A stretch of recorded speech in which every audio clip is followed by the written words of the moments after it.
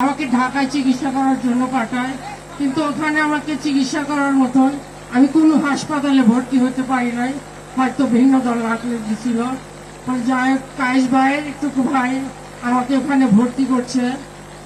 পরে কৃষিবিদ মিঠুন ভাই, আমাদের ডক্টর আমানুল্লাহ স্যার আমাকে অত্যন্ত আদরের সাথে অত্যন্ত দক্ষতা মতো আমাকে চিকিৎসা করে। তারপরে আমাকে ওখানকার ডাক্তার আমাকে অন্ধ ঘোষণা করে। টুকু ভাই আমাকে, আমার বাবা টুকু সাহেব আমাকে চেন্নাই পাঠাইছিল, ওখানে আমাকে অন্ধ ঘোষণা করছে। আমরা 17 বছর ধান আবাদ করছি, কিন্তু কাটতে পারি নাই। আমরা সামনে 12 তারিখে প্রত্যেকটা ভোট ধান কেটে ঘরে নিয়ে আসব। আমাদের এই ভোট আমাদের চেয়ারম্যান স্যারের কাছে জমা দেব, ইনশাআল্লাহ রাষ্ট্রপ্রধান হবে। আমার প্রথম একটা দাবি, সিরাজগঞ্জ জেলার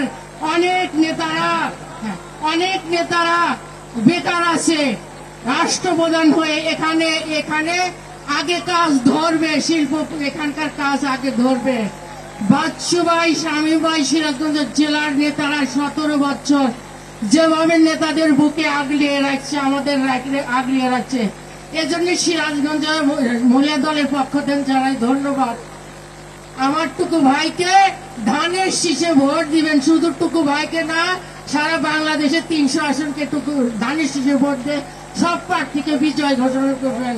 আমি আল্লাহর কাছে বলি, আল্লাহ আমার 5 মিনিটের জন্য চোখের আলো ফেরত দাও। আমার চেয়ারম্যান স্যারকে দেখবো, ডক্টর জওয়াহিদুর রহমানকে দেখবো। আল্লাহ 5 মিনিট তোমার জন্য আমি আমার এখন দৃষ্টি ফেরত চাচ্ছি আল্লাহ, 5 মিনিট দৃষ্টি ফেরত চাচ্ছি আল্লাহ। বাচ্চু ভাইকে ধন্যবাদ জানাই।